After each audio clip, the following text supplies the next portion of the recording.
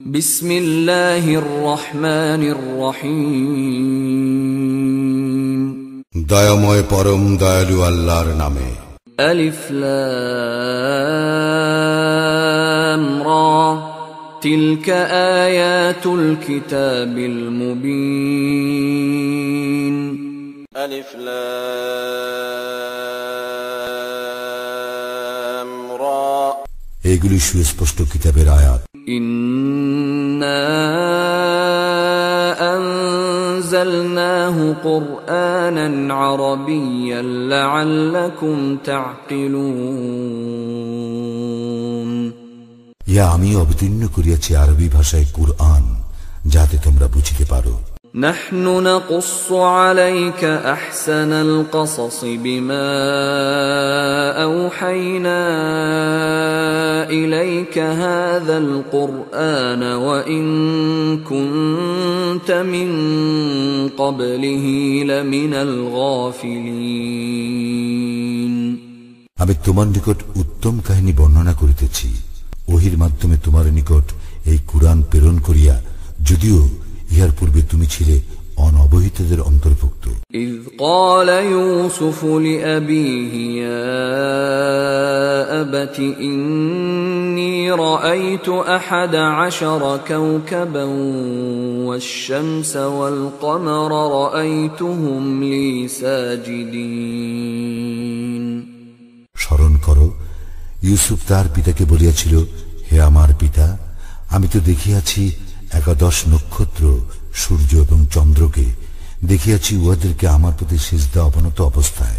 قال يا بني لا تقصص رؤياك على إخوتك فيكيدوا لك كيدا إن الشيطان للإنسان عدو مبين।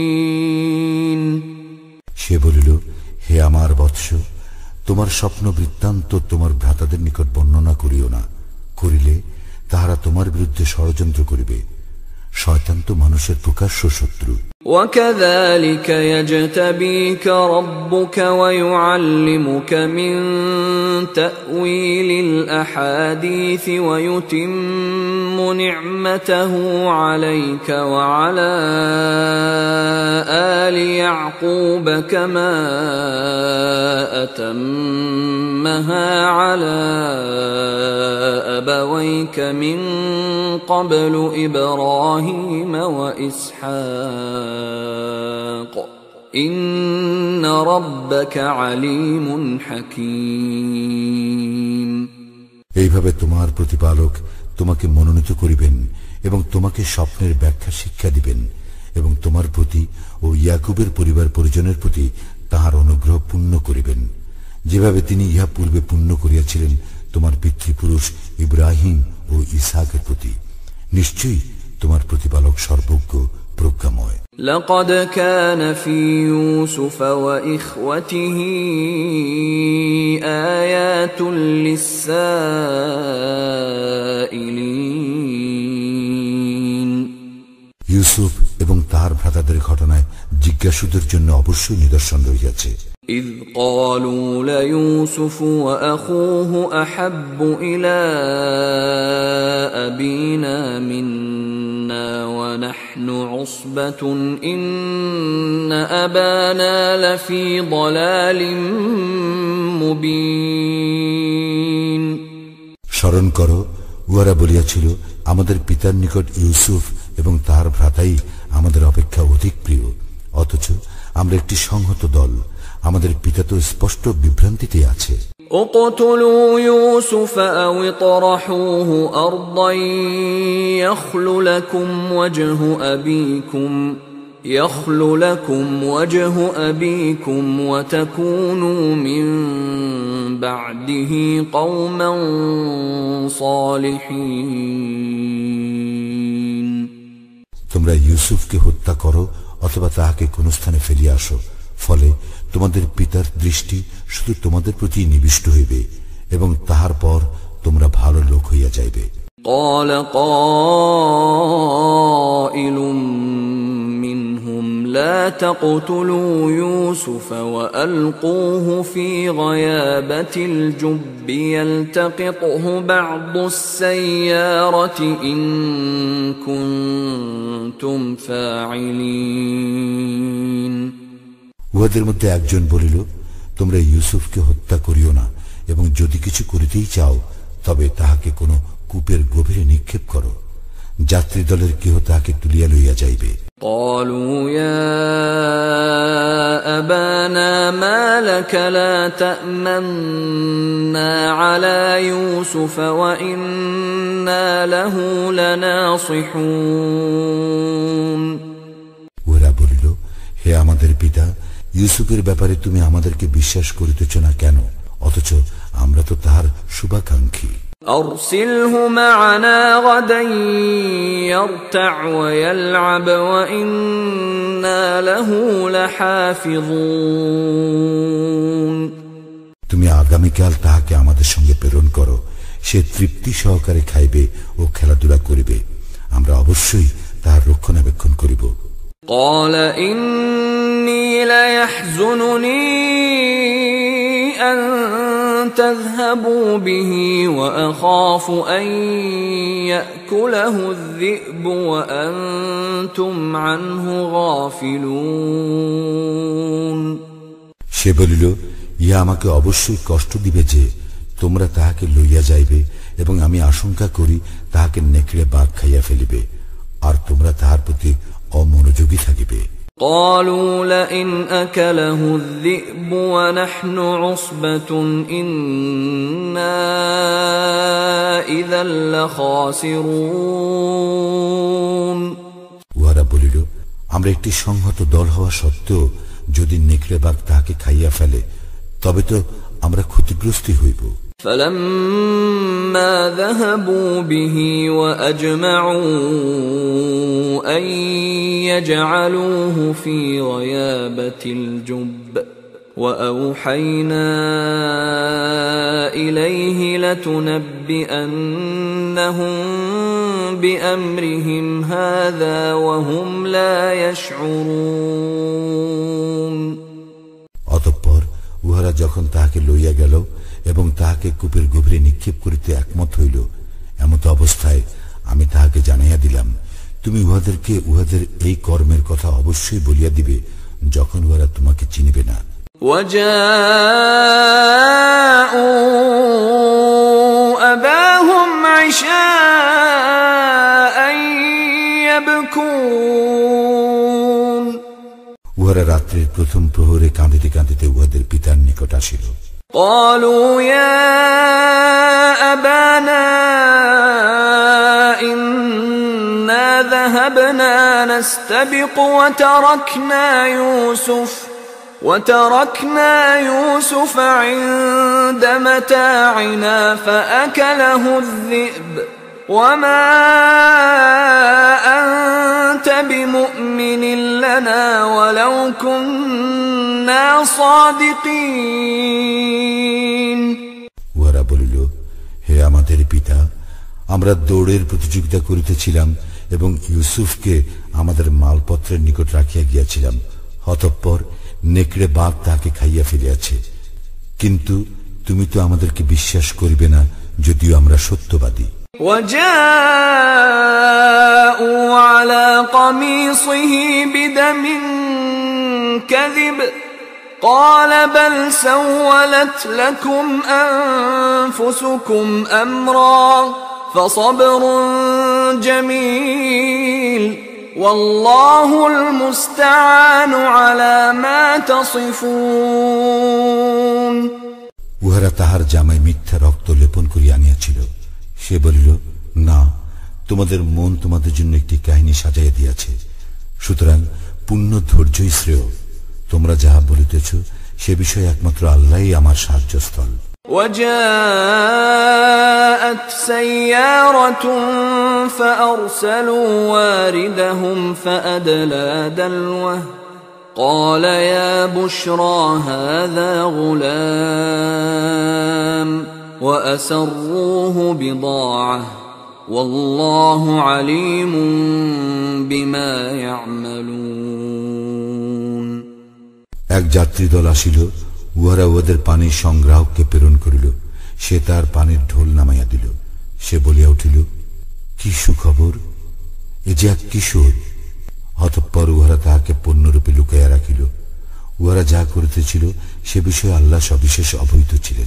وشروه بثمن بخس دراهم معدودة وكانوا فيه من الزاهدين। এবং উহারা তাহাকে বিক্রয় করিল স্বল্প মূল্যে, মাত্র কয়েক দিরহামের বিনিময়ে। উহারা ছিল তাহার ব্যাপারে নির্লোভ। وقال الذي اشتراه من مصر لامرأته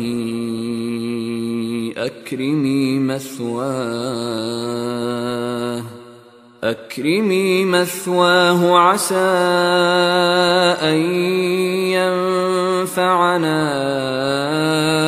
أو نتخذه ولدا وكذلك مكنا ليوسف في الأرض ولنعلمه من تأويل الأحاديث والله غالب على أمره ولكن أكثر الناس لا يعلمون। মিশরের যে ব্যক্তি তাহাকে ক্রয় করিয়াছিল সে তাহার স্ত্রীকে বলিল, ইহার থাকিবার সম্মানজনক ব্যবস্থা করো, সম্ভবত সে আমাদের উপকারে আসিবে, অথবা আমরা ইহাকে পুত্ররূপেও গ্রহণ করিতে পারি। এবং এইভাবে আমি ইউসুফকে সেই দেশে প্রতিষ্ঠিত করিলাম, তাহাকে স্বপ্নের ব্যাখ্যা শিক্ষা দিবার জন্য। আল্লাহ তাহার কার্য সম্পাদনে অপ্রতিহত, কিন্তু অধিকাংশ মানুষ ইহা অবগত নয়। ولما بلغ أشده آتيناه حكما وعلما وكذلك نجزي المحسنين। সে যখন পূর্ণ যৌবনে উপনীত হইল তখন আমি তাহাকে হিকমত ও জ্ঞান দান করিলাম, এবং এইভাবেই আমি সৎকর্মপরায়ণদেরকে পুরস্কৃত করি।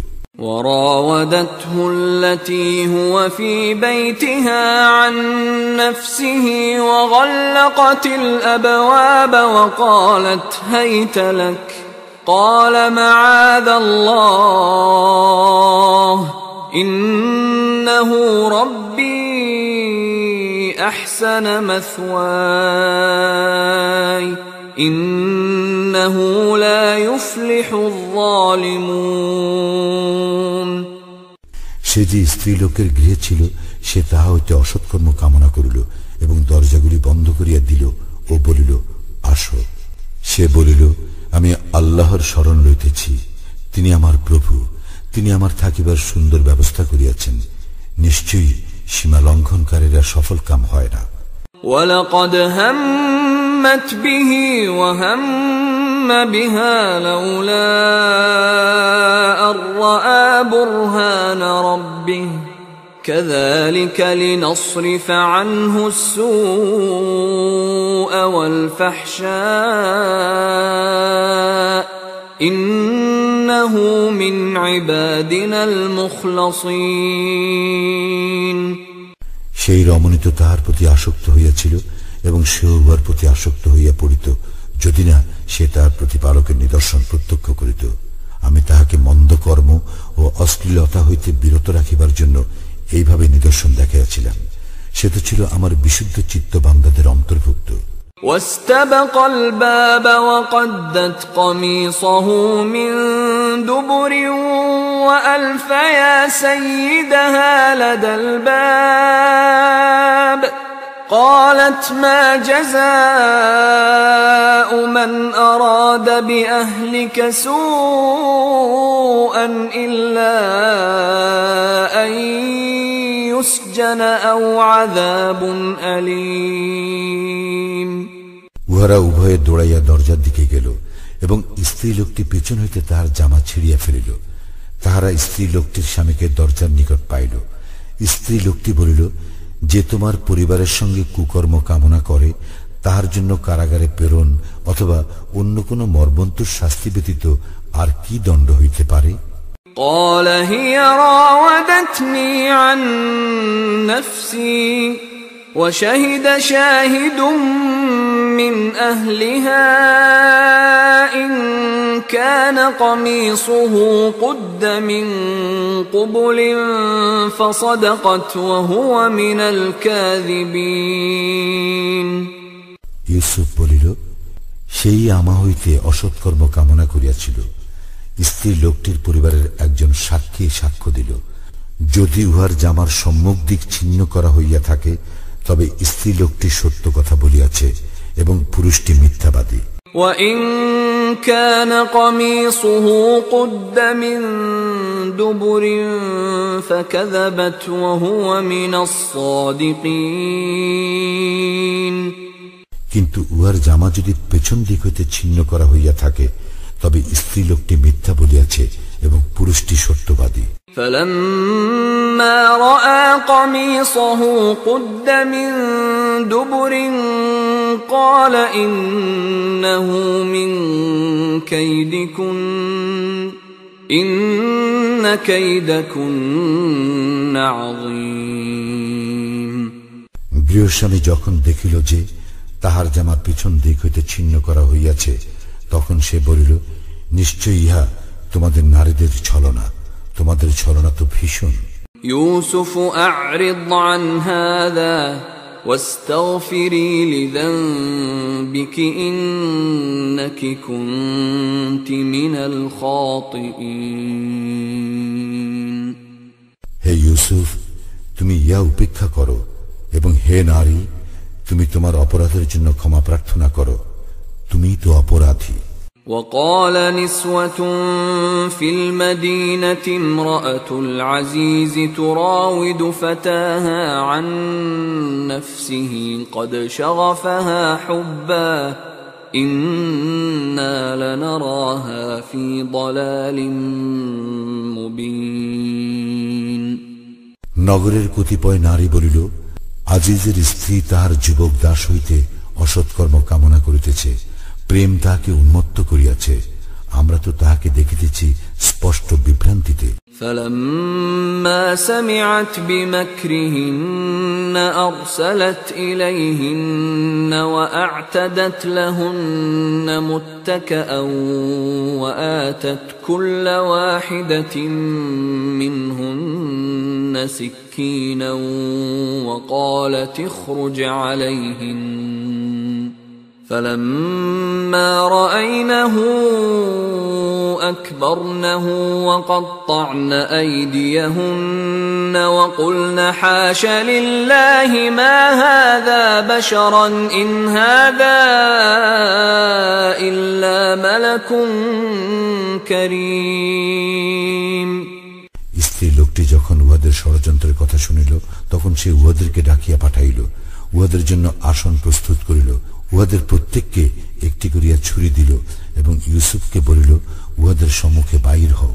অতঃপর উহারা যখন তাহাকে দেখিল, তখন উহারা তাহার গরিমায় অভিভূত হইল এবং নিজেদের হাত কাটিয়া ফেলিল। উহারা বলিল, অদ্ভুত আল্লাহর মাহাত্ম্য, এ তো মানুষ নয়, এ তো এক মহিমান্বিত ফেরেশতা।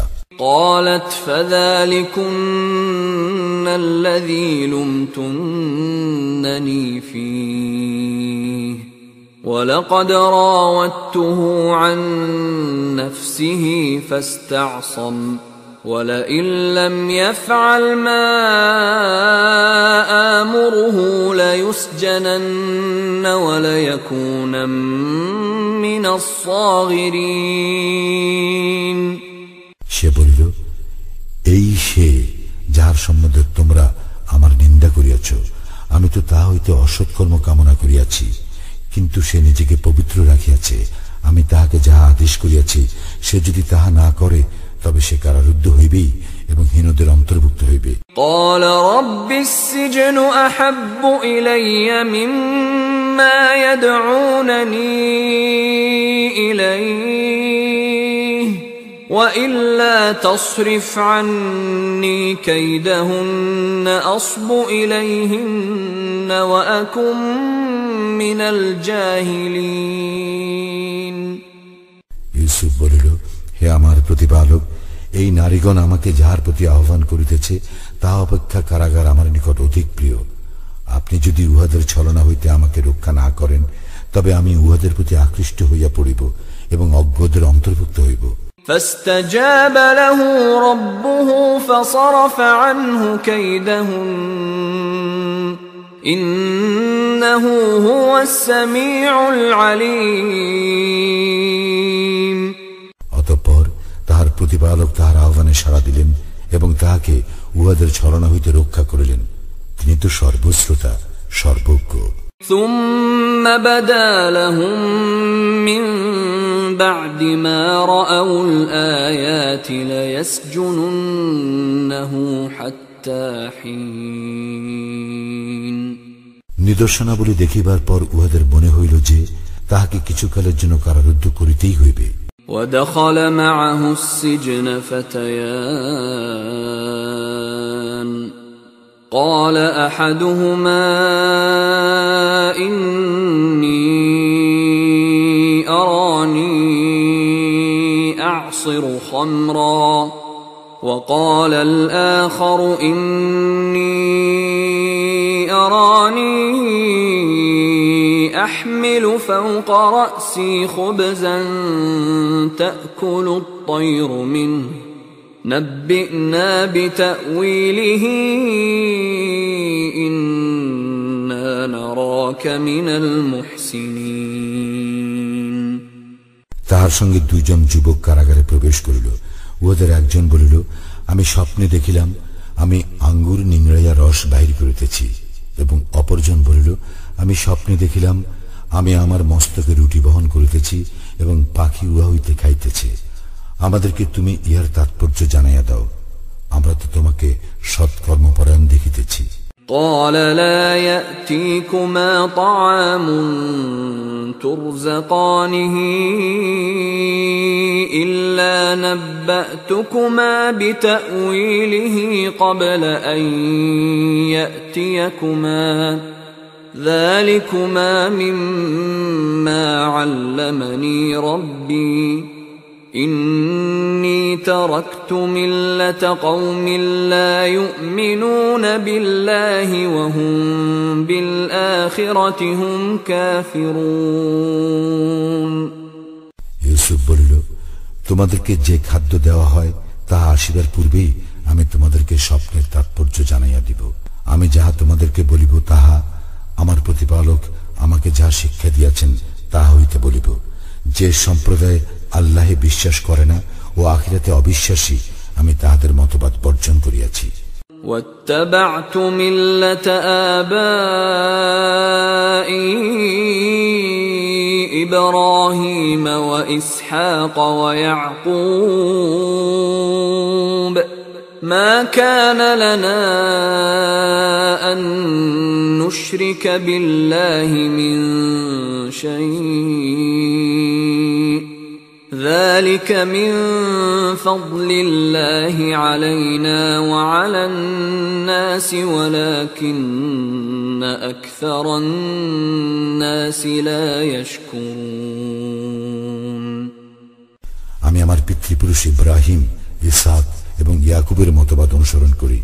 আল্লাহর সঙ্গে কোন বস্তুকে শরীক করা আমাদের কাজ নয়। ইহা আমাদের ও সমস্ত মানুষের প্রতি আল্লাহর অনুগ্রহ, কিন্তু অধিকাংশ মানুষই কৃতজ্ঞতা প্রকাশ করে না। ইয়া সাহিবাইস সিজনি আরবাবুম মুতাফাররিকুন খায়রুন আমিল্লাহুল ওয়াহিদুল কাহ্হার। হে কারা সঙ্গীদয়, ভিন্ন ভিন্ন বহু প্রতিপালক শ্রেয় না পরাক্রমশালী এক আল্লাহ? মা তা'বুদুন মিন দুনিহি ইল্লা আসমাআন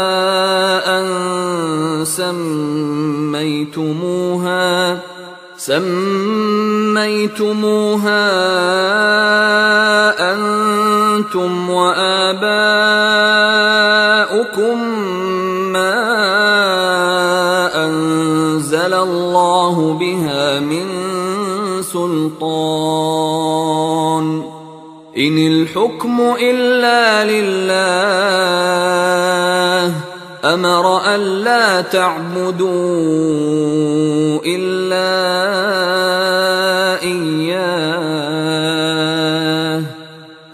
ذلك الدين القيم ولكن أكثر الناس لا يعلمون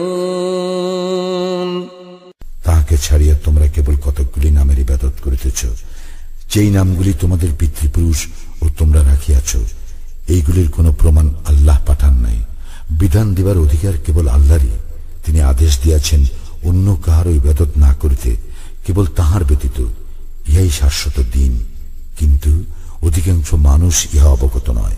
يا صاحبي السجن أما أحدكما فيسقي ربه خمرا وأما الآخر فيصلب فتأكل الطير من رأسه قضي الأمر الذي فيه تستفتيان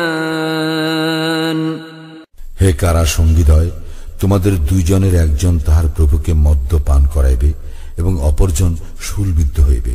অতঃপর তাহার মস্তক হইতে পাখি আহার করিবে। যে বিষয়ে তোমরা জানিতে চাইয়াছ তাহার সিদ্ধান্ত হইয়া গিয়াছে। وقال للذي ظن أنه ناج منهما اذكرني عند ربك فأنساه الشيطان ذكر ربه فلبث في السجن بضع سنين ইউসুফ উহাদের মধ্যে যে মুক্তি পাইবে মনে করিল, তাহাকে বলিল, তোমার প্রভুর নিকট আমার কথা বলিও। কিন্তু শয়তান উহাকে উহার প্রভুর নিকট তাহার বিষয় বলিবার কথা ভুলাইয়া দিল। সুতরাং ইউসুফ কয়েক বৎসর কারাগারে রহিল। وقال الملك إني أرى 7 بقرات سمان يأكلهن 7 عجاف و7 سنبلات خضر وأخر يابسات يا أيها الملأ أفتوني في رؤياي إن كنتم للرؤيا تعبرون রাজা বলিল, আমি স্বপ্নে দেখিলাম 7টি স্থূলকায় গাভী উহাদেরকে 7টি শীর্ণকায় গাভী ভক্ষণ করিতেছে, এবং দেখিলাম 7টি সবুজ শীষ ও অপর 7টি শুষ্ক। হে প্রধানগণ, যদি তোমরা স্বপ্নের ব্যাখ্যা করিতে পারো তবে আমার স্বপ্ন সম্বন্ধে অভিমত দাও। قالوا أضغاث أحلام وما نحن بتأويل الأحلام بعالمين উহারা বলিল, ইহা অর্থহীন স্বপ্ন এবং আমরা এইরূপ স্বপ্ন ব্যাখ্যায় অভিজ্ঞ নই। وقال الذي نجا منهما وادكر بعد أمة أنا أنبئكم بتأويله فأرسلون দুইজন কারারুদ্ধের মধ্যে যে মুক্তি পাইয়াছিল এবং দীর্ঘকাল পরে যাহার স্মরণ হইল, সে বলিল, আমি ইহার তাৎপর্য তোমাদেরকে জানাইয়া দিব, সুতরাং তোমরা আমাকে পাঠাও। يوسف أيها الصديق أفتنا في 7 بقرات سمان يأكلهن 7 عجاف و7 سنبلات خضر وأخر يابسات لعلي أرجع إلى الناس لعلهم يعلمون সে বলিল, হে ইউসুফ, হে সত্যবাদী, 7টি স্থূলকায় গাভী উহাদেরকে 7টি শীর্ণকায় গাভী ভক্ষণ করিতেছে, এবং 7টি সবুজ শীষ ও অপর 7টি শুষ্ক শীষ সম্বন্ধে তুমি আমাদেরকে ব্যাখ্যা দাও, যাহাতে আমি লোকদের নিকট ফিরিয়া যাইতে পারি ও যাহাতে তাহারা অবগত হইতে পারে। قال تزرعون 7 سنين دأبا فما حصدتم فذروه في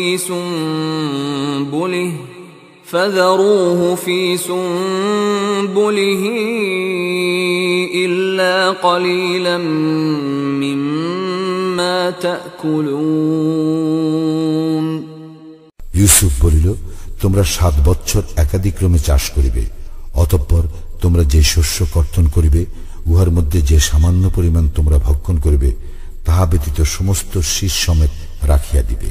ثم يأتي من بعد ذلك 7 شداد يأكلن ما قدمتم لهن إلا قليلا مما تحصنون। ইহার পর আসিবে 7টি কঠিন বৎসর। এই 7 বৎসর যাহা পূর্বে সঞ্চয় করিয়া রাখিবে লোকে তাহা খাইবে, কেবল সামান্য কিছু যাহা তোমরা সংরক্ষণ করবে তাহা ব্যতীত। ثم يأتي من بعد ذلك عام فيه يغاث الناس وفيه يعصرون।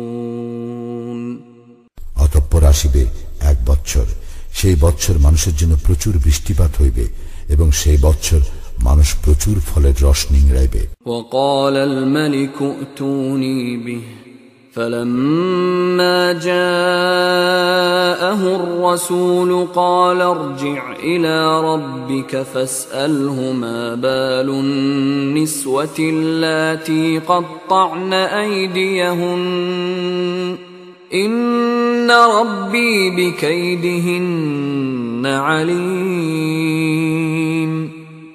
রাজা বলিল, তোমরা ইউসুফকে আমার নিকট লইয়া আসো। যখন দূত তাহার নিকট উপস্থিত হইল তখন সে বলিল, তুমি তোমার প্রভুর নিকট ফিরিয়া যাও এবং তাহাকে জিজ্ঞাসা করো যে নারীগণ হাত কাটিয়া ফেলিয়াছিল তাহাদের অবস্থা কি। নিশ্চয়ই আমার প্রতিপালক তাহাদের ছলনা সম্যক অবগত।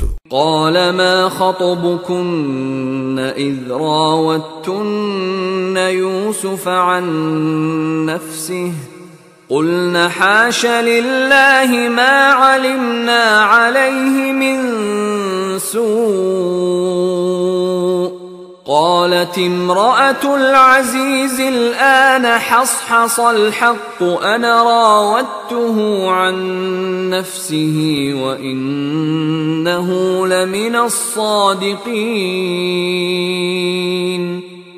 রাজা নারীগণকে বলিল, যখন তোমরা ইউসুফ হইতে অসৎ কর্ম কামনা করিয়াছিলে তখন তোমাদের কি হইয়াছিল? তাহারা বলিল, অদ্ভুত আল্লাহর মাহাত্ম্য, আমরা উহার মধ্যে কোনো দোষ দেখি নাই। আজিজের স্ত্রী বলিল, এক্ষণে সত্য প্রকাশ হইল, আমি তাহাকে ফুসলাইয়াছিলাম, নিশ্চয়ই সে তো সত্যবাদী।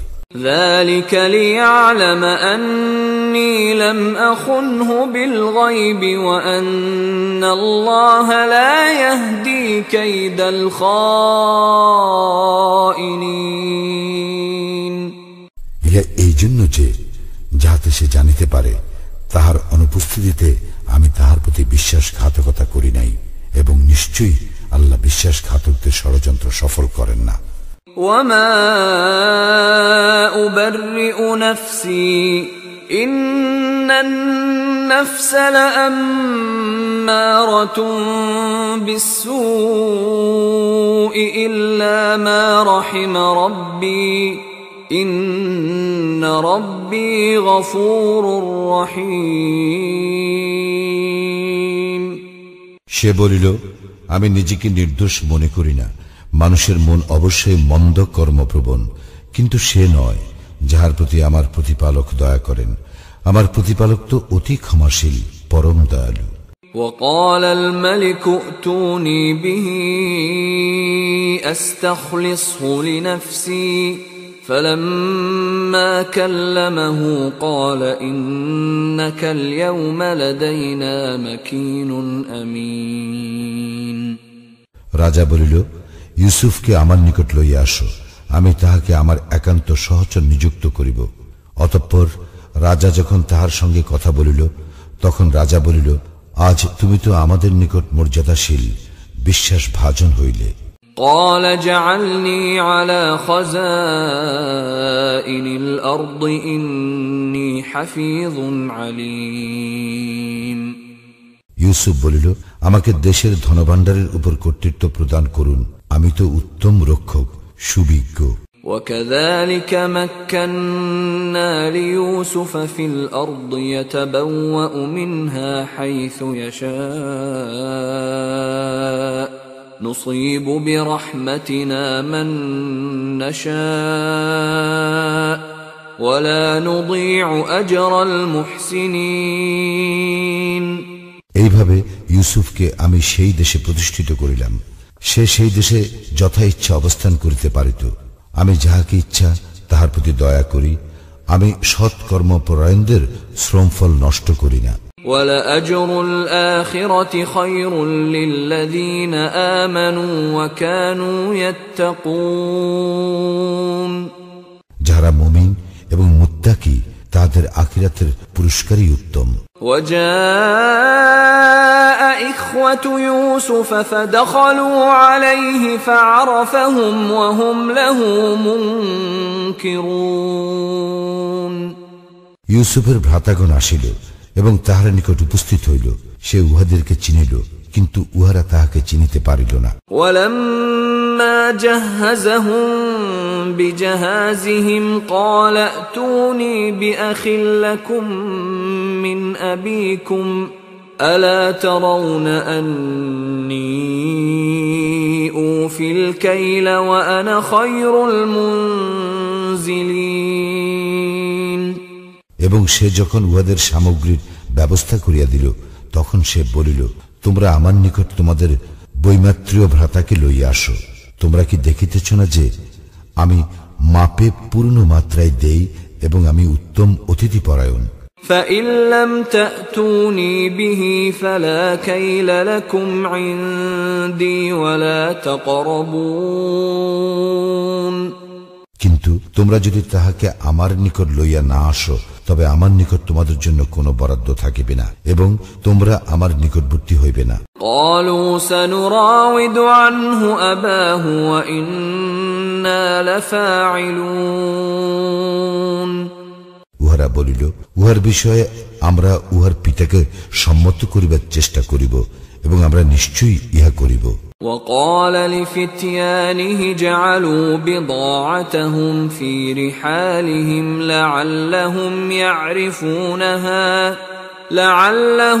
يعرفونها إذا انقلبوا إلى أهلهم لعلهم يرجعون ইউসুফ তাহার ভৃত্যগণকে বলিল, উহারা যে পণ্য মূল্য দিয়াছে তাহা উহাদের মালপত্রের মধ্যে রাখিয়া দাও, যাহাতে স্বজনদের নিকট প্রত্যাবর্তনের পর উহারা তাহা চিনিতে পারে, তাহা হইলে উহারা পুনরায় আসিতে পারে। فَلَمَّا رَجَعُوا إِلَى أَبِيهِمْ قَالُوا يَا أَبَانَا مُنِعَ مِنَّا الْكَيْلُ فَأَرْسِلْ مَعَنَا أَخَانَا نَكْتَلْ وَإِنَّا لَهُ لَحَافِظُونَ অতঃপর উহারা যখন উহাদের পিতার নিকট ফিরিয়া আসিল, তখন উহারা বলিল, হে আমাদের পিতা, আমাদের জন্য বরাদ্দ নিষিদ্ধ করা হইয়াছে, সুতরাং আমাদের ভ্রাতাকে আমাদের সঙ্গে পাঠাইয়া দিন, যাহাতে আমরা রসদ পাইতে পারি, আমরা অবশ্যই তাহার রক্ষণাবেক্ষণ করিব। قال هل آمنكم عليه إلا كما أمنتكم على أخيه من قبل فالله خير حافظا وهو أرحم الراحمين সে বলিল, আমি কি তোমাদেরকে উহার সম্বন্ধে সেইরূপ বিশ্বাস করিব যেরূপ বিশ্বাস পূর্বে তোমাদেরকে করিয়াছিলাম উহার ভ্রাতা সম্বন্ধে? আল্লাহই রক্ষণাবেক্ষণে শ্রেষ্ঠ এবং তিনি সর্বশ্রেষ্ঠ দয়ালু। ولما فتحوا متاعهم وجدوا بضاعتهم ردت إليهم قالوا يا أبانا ما نبغي هذه بضاعتنا ردت إلينا ونمير أهلنا ونحفظ أخانا ونزداد كيل بعير ذلك كيل يسير যখন উহারা উহাদের মালপত্র খুলিল, তখন উহারা দেখিতে পাইল উহাদের পণ্যমূল্য উহাদেরকে প্রত্যাবর্তন করা হইয়াছে। উহারা বলিল, হে আমাদের পিতা, আমরা আর কি প্রত্যাশা করিতে পারি? ইহা আমাদের প্রদত্ত পণ্যমূল্য আমাদেরকে প্রত্যাপন করা হইয়াছে। পুনরায় আমরা আমাদের পরিবার বর্গকে খাদ্য সামগ্রী আনিয়া দিব, এবং আমরা আমাদের ভ্রাতার রক্ষণাবেক্ষণ করিব, এবং আমরা অতিরিক্ত আর এক উষ্টি বোঝাই পণ্য আনিব।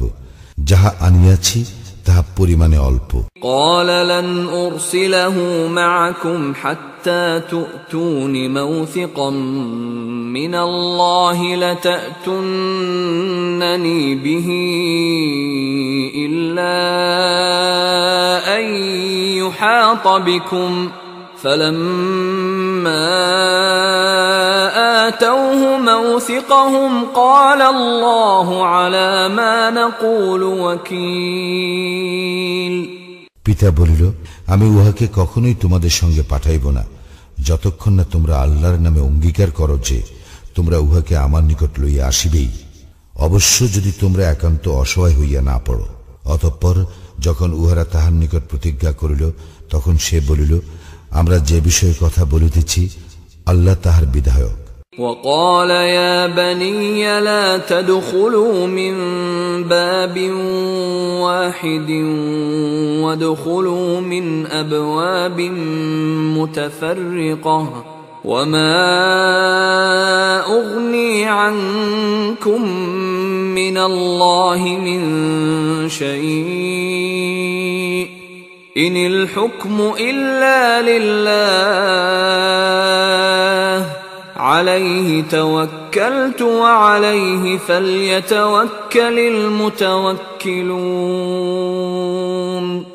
সে বলিল, হে আমার পুত্রগণ, তোমরা এক দ্বার দিয়া প্রবেশ করিও না, ভিন্ন ভিন্ন দ্বার দিয়া প্রবেশ করিবে। আল্লাহর বিধানের বিরুদ্ধে আমি তোমাদের জন্য কিছু করিতে পারি না। বিধান আল্লাহরই, আমি তাহারই উপর নির্ভর করি, এবং যাহারা নির্ভর করিতে চাহে তাহারা আল্লাহরই উপর নির্ভর করুক। ولما دخلوا من حيث أمرهم أبوهم ما كان يغني عنهم من الله من شيء إلا حاجة في نفس يعقوب قضاها وإنه لذو علم لما علمناه ولكن أكثر الناس لا يعلمون। যখন তাহারা তাহাদের পিতা তাহাদেরকে যেভাবে আদেশ করিয়াছিল সেভাবেই প্রবেশ করিল, তখন আল্লাহর বিধানের বিরুদ্ধে উহা তাহাদের কোনো কাজে আসিল না। ইয়াকুব কেবল তাহার মনের একটি অভিপ্রায় পূর্ণ করিয়াছিল, এবং সে অবশ্যই জ্ঞানী ছিল, কারণ আমি তাহাকে শিক্ষা দিয়াছিলাম, কিন্তু অধিকাংশ মানুষ ইহা অবগত নয়। ولما دخلوا على يوسف آوى إليه أخاه قال إني أنا أخوك فلا تبتئس بما كانوا يعملون। উহারা যখন ইউসুফের সম্মুখে উপস্থিত হইল, তখন ইউসুফ তাহার সহোদরকে নিজের কাছে রাখিল এবং বলিল, নিশ্চয়ই আমি তোমার সহোদর, সুতরাং উহারা যাহা করিত তাহার জন্য দুঃখ করিও না। فلما جهزهم بجهازهم جعل السقاية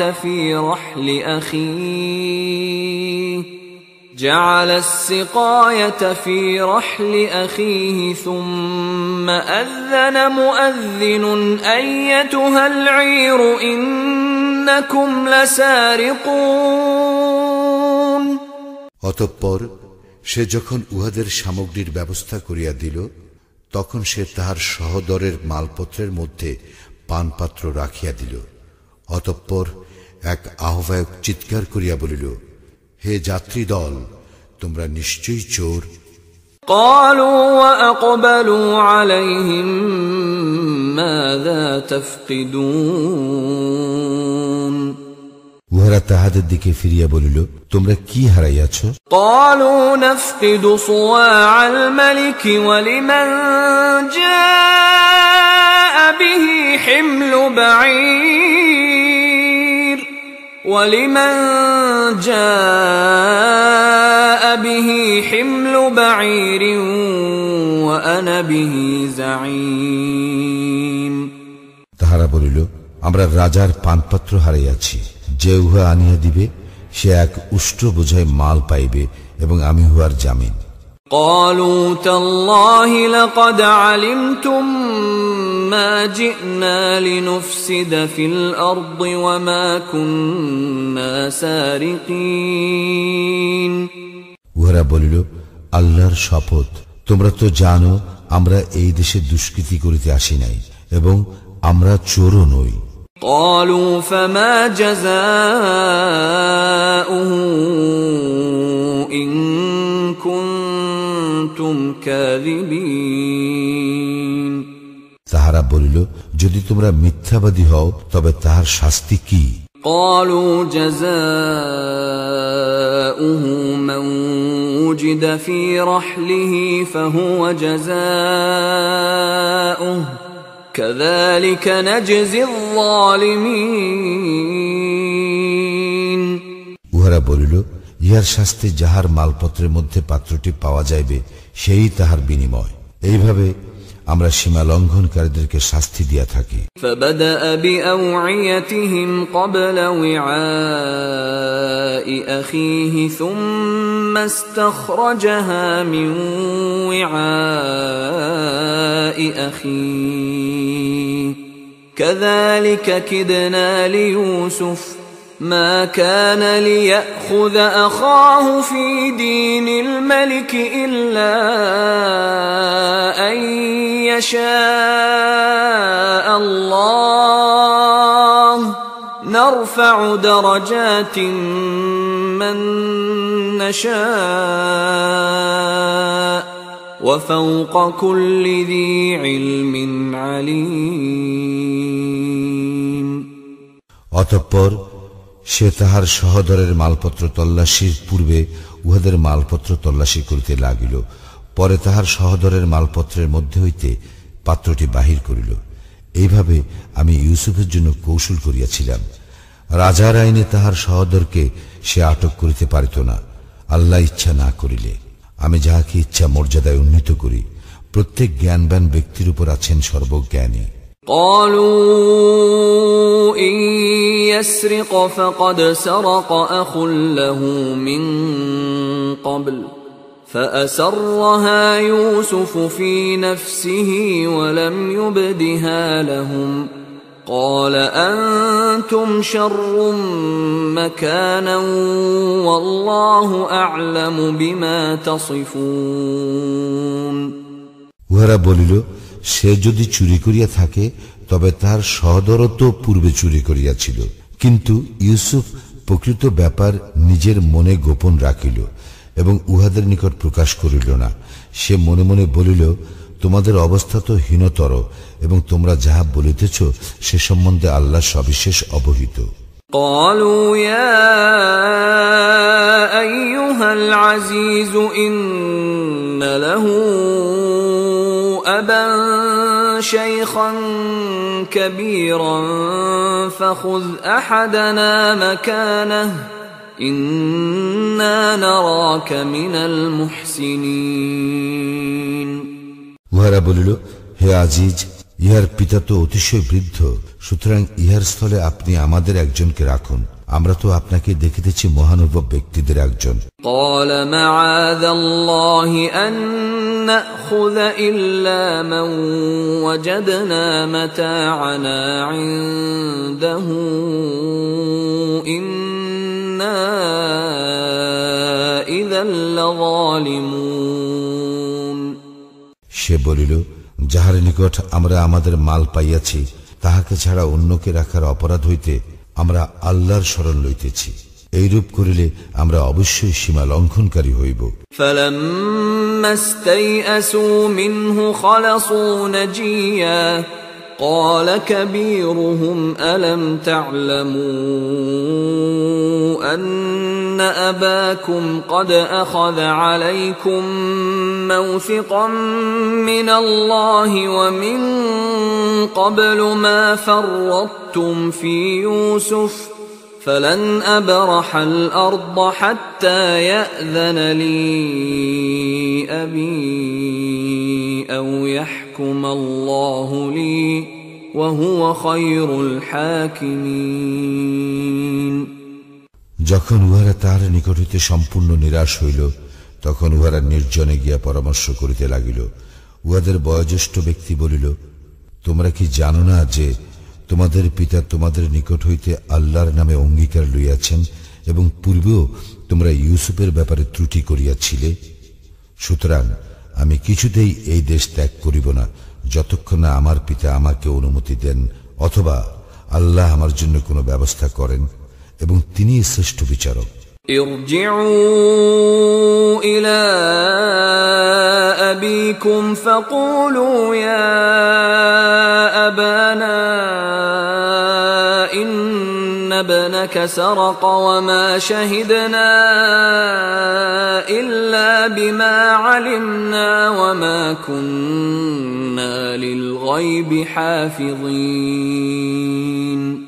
তোমরা তোমাদের পিতার নিকট ফিরিয়া যাও এবং বলো, হে আমাদের পিতা, আপনার পুত্র তো চুরি করিয়াছে এবং আমরা যাহা জানি তাহারই প্রত্যক্ষ বিবরণ দিলাম, আর অজানা ব্যাপারে আমরা সংরক্ষণকারী নই।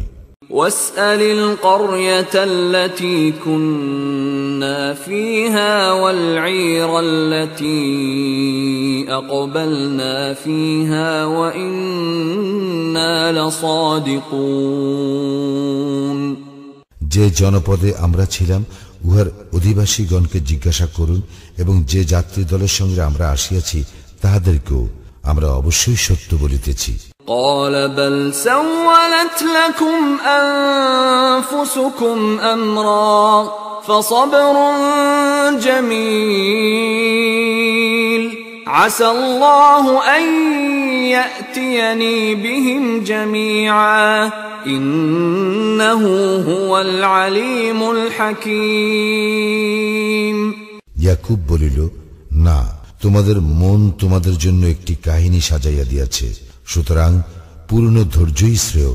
হয়তো আল্লাহ উহাদেরকে একসঙ্গে আমার নিকট আনিয়া দিবেন, অবশ্য তিনিই সর্বজ্ঞ প্রজ্ঞাময়। وتولى عنهم وقال يا أسفا على يوسف وابيضت عيناه من الحزن فهو كظيم। সে উহাদের হইতে মুখ ফিরাইয়া লইল এবং বলিল, আফসোস ইউসুফের জন্য। শোকে তাহার চক্ষুদ্বয় সাদা হইয়া গিয়াছিল এবং সে ছিল অসহনীয় মনস্তাপে ক্লিষ্ট।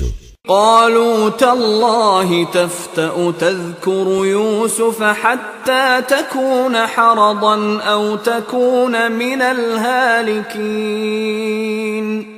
উহারা বলিল, আল্লাহর শপথ, আপনি তো ইউসুফের কথা সদা স্মরণ করিতে থাকিবেন যতক্ষণ না আপনি মুমূর্ষ হইবেন অথবা মৃত্যুবরণ করিবেন। قال إنما أشكو بثي وحزني إلى الله وأعلم من الله ما لا تعلمون। সে বলিল, আমি আমার অসহনীয় বেদনা, আমার দুঃখ শুধু আল্লাহর নিকট নিবেদন করিতেছি এবং আমি আল্লাহর নিকট হইতে জানি যাহা তোমরা জানো না। يا بني يذهبوا فتحسسوا من يوسف وأخيه ولا تيأسوا من روح الله إنه لا ييأس من روح الله إلا القوم الكافرون। হে আমার পুত্রগণ, তোমরা যাও, ইউসুফ ও তাহার সহদরের অনুসন্ধান করো এবং আল্লাহর আশীষ হইতে তোমরা নিরাশ হইও না, কারণ আল্লাহর আশীষ হইতে কেহই নিরাশ হয় না, কাফির সম্প্রদায় ব্যতীত। فلما فلما دخلوا عليه قالوا يا أيها العزيز مسنا وأهلنا الضر وجئنا ببضاعة مزجاة فأوف لنا الكيل وتصدق علينا إن الله يجزي المتصدقين। যখন উহারা তাহার নিকট উপস্থিত হইল তখন বলিল, হে আজিজ, আমরা ও আমাদের পরিবার পরিজন বিপন্ন হইয়া পড়িয়াছি এবং আমরা তুচ্ছ পুঁজি লইয়া আসিয়াছি। আপনি আমাদের রসদ পূর্ণ মাত্রায় দিন এবং আমাদেরকে দান করুন। আল্লাহ অবশ্যই দাতাগণকে পুরস্কৃত করিয়া থাকেন। قال هل علمتم ما فعلتم بيوسف وأخيه إذ أنتم جاهلون। সে বলিল, তোমরা কি জানো তোমরা ইউসুফ ও তাহার সহোদরের প্রতি কিরূপ আচরণ করিয়াছিলে যখন তোমরা ছিলে অজ্ঞ? قالوا أئنك لأنت يوسف قال أنا يوسف وهذا أخي قد من الله علينا إنه من يتق ويصبر فإن الله لا يضيع أجر المحسنين। উহারা বলিল, তবে কি তুমি ইউসুফ? সে বলিল, আমি ইউসুফ এবং এই আমার সহোদর। আল্লাহ তো আমাদের প্রতি অনুগ্রহ করিয়াছেন। নিশ্চয়ই যে ব্যক্তি মুত্তাকি এবং ধৈর্যশীল, আল্লাহ তো সেইরূপ সৎকর্ম পরায়ণদের শ্রমফল নষ্ট করেন না। قالوا تالله لقد آثرك الله علينا وإن كنا لخاطئين। উহারা বলিল, আল্লাহর শপথ, আল্লাহ নিশ্চয়ই তোমাকে আমাদের উপর প্রাধান্য দিয়েছেন এবং আমরা তো অপরাধী ছিলাম। قال لا تثريب عليكم اليوم يغفر الله لكم وهو أرحم الراحمين। সে বলিল, আজ তোমাদের বিরুদ্ধে কোনো অভিযোগ নাই। আল্লাহ তোমাদেরকে ক্ষমা করুন এবং তিনি শ্রেষ্ঠ দয়ালু। اذهبوا بقميصي هذا فألقوه على وجه أبي يأت بصيرا وأتوني بأهلكم أجمعين। তোমরা আমার এই জামাটি লইয়া যাও এবং ইহা আমার পিতার মুখমণ্ডলের উপর রাখিও, তিনি দৃষ্টিশক্তি ফিরিয়া পাইবেন, আর তোমাদের পরিবারের সকলকেই আমার নিকট লইয়া আসিও। ولما فصلت العير قال أبوهم إني لأجد ريح يوسف لولا أن تفندون। অতঃপর যাত্রী দল যখন বাহির হইয়া পড়িল তখন উহাদের পিতা বলিল, তোমরা যদি আমাকে অপ্রকৃতিস্থ মনে না করো তবে বলি, আমি ইউসুফের ঘ্রাণ পাইতেছি। قالوا تالله إنك لفي ضلالك القديم। তাহারা বলিল, আল্লাহর শপথ, আপনি তো আপনার পূর্ব বিভ্রান্তিতেই রহিয়াছেন।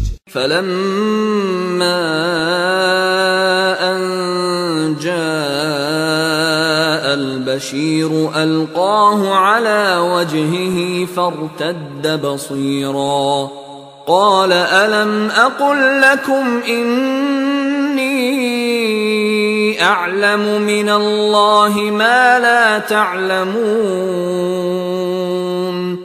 অতঃপর যখন সুসংবাদ বাহক উপস্থিত হইল এবং তাহার মুখমণ্ডলের উপর জামাটি রাখিল তখন সে দৃষ্টিশক্তি ফিরিয়া পাইল। সে বলিল, আমি কি তোমাদেরকে বলি নাই যে আমি আল্লাহর নিকট হইতে জানি যাহা তোমরা জানো না? قالوا يا أبانا استغفر لنا ذنوبنا إنا كنا خاطئين। উহারা বলিল, হে আমাদের পিতা, আমাদের পাপের জন্য ক্ষমা প্রার্থনা করুন, আমরা তো অপরাধী। قال سوف أستغفر لكم ربي إنه هو الغفور الرحيم সে বলিল, আমি আমার প্রতিপালকের নিকট তোমাদের জন্য ক্ষমা প্রার্থনা করিব, তিনি তো অতি ক্ষমাশীল, পরম দয়ালু। فلما دخلوا على يوسف آوى إليه أبويه وقال ادخلوا مصر إن شاء الله آمنين। অতঃপর উহারা যখন ইউসুফের নিকট উপস্থিত হইল, তখন সে তাহার পিতা মাতাকে আলিঙ্গন করিল এবং বলিল, আপনারা আল্লাহর ইচ্ছায় নিরাপদে মিশরে প্রবেশ করুন। ورفع أبويه على العرش وخروا له سجدا وقال يا أبت هذا تأويل رؤياي من قبل قد جعلها ربي حقا وقد أحسن بي إذ أخرجني من السجن وجاء بكم من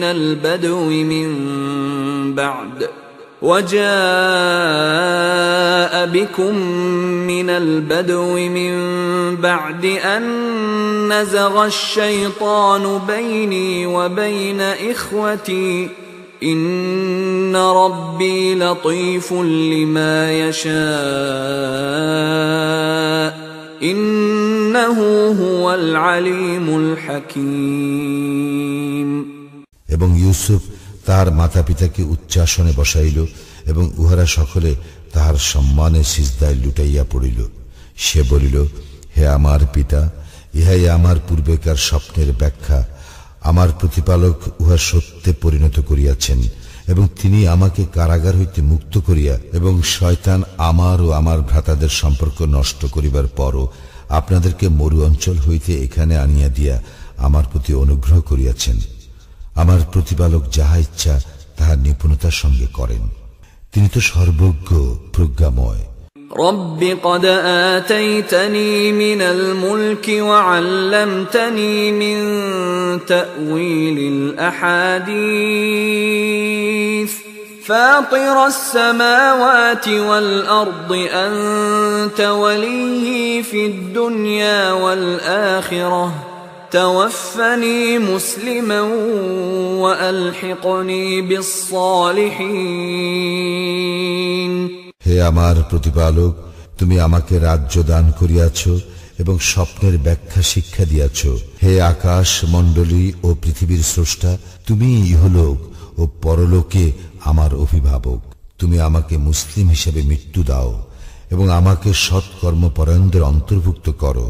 ذلك من أنباء